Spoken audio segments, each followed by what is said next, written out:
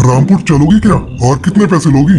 देखिए साहब, वैसे तो 20 रुपए भाड़ा है, लेकिन रात का समय हो रहा है और ऊपर से मौसम भी खराब है, तो मैं आपसे 40 रुपए लूंगी। ठीक है ले लेना, लेकिन तुम मुझे जल्दी से वहाँ पहुँचा दो। जिसके बाद बंटी ई रिक्शा में बैठ जाता है और भूतिया टूनी चिड़िया की आत्मा सुनसान जंगल पर अपना रिक्शा चलाते हुए आगे बढ़ने लगती है। तभी हवा के झोंके से ई रिक्शा के शीशे पर लाल कपड़ा उड़ जाता है और उसी वक्त शीशे पर बंटी की नजर पड़ती है और शीशे में उसे भूतिया चिड़िया की आत्मा का चेहरा दिखता है। उसे देखकर बंटी बहुत ज्यादा डर जाता है और हिम्मत करके बोलता है, तुम ये रिक्शा यहीं रोक दो, मुझे यहीं उतरना है। बंटी के इतना बोलते ही भूतिया टूनी चिड़िया की आत्मा अपने असली रूप में आ जाती है। अब ये ई रिक्शा नहीं रुकेगा जब तक मैं नहीं चाहूंगी।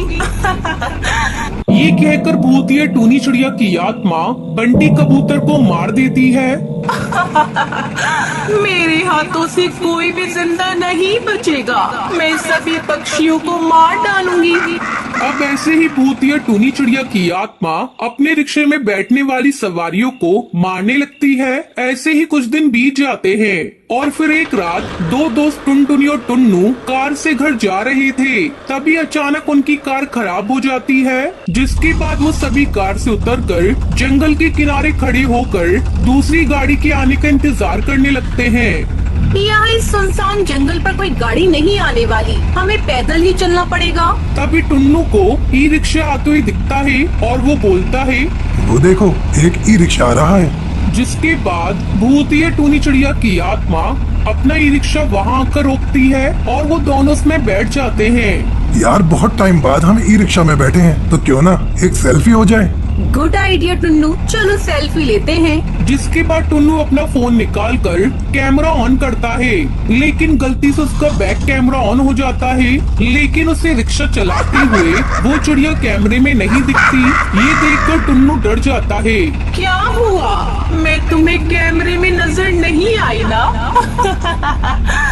इतना बोलते ही भूतिया टूनी चिड़िया की आत्मा अपने असली रूप में आ जाती है। अब तुम में से कोई भी जिंदा नहीं बचेगा, मरोगे, सबके सब मरोगी। लेकिन तुम हमें मारना क्यों चाहती हो, बताओ मुझे। पक्षी की शक्ल में तुम सब भेड़ियों दरिंदे हो। इतनी खुश थी मैं अपनी जिंदगी में, लेकिन उन पक्षियों ने मेरी जिंदगी को बर्बाद कर दिया। मैं अपनी माँ बबली के साथ रहती थी। पिता के बाद घर की सारी जिम्मेदारी मेरे कंधों पर आ गई थी। मैं रात में ई रिक्शा चलाया करती थी। एक दिन की बात है, मैं सवारियों को छोड़कर अपने घर जा रही थी। तभी उस वक्त तेज बिजली कड़कती है और बारिश शुरू हो जाती है। तभी कालू हरी तोता नशे में तो मेरे पास आए और मुझसे कहने लगे, ए चिड़िया, रिक्शा खाली है क्या? हमें अपने घर जाना है। खाली तो है साहब, लेकिन मैं नहीं जा सकती क्योंकि मैं अपने घर जा रही हूँ। ऐसे कैसे नहीं लेकर जाएगी, मैं देखता हूँ। इतना बोलकर कालू उसके साथ बदतमीजी करने लगता है। छोड़ दो मुझे, मैं तुम्हारे आगे हाथ जोड़ती हूँ, मुझे मेरे घर जाने दो। घर पर मेरी माँ मेरे इंतजार कर रही होगी। अरे तूने मना करके बहुत बड़ी गलती की है, इसलिए हम तुझे कहीं का नहीं छोड़ेंगे।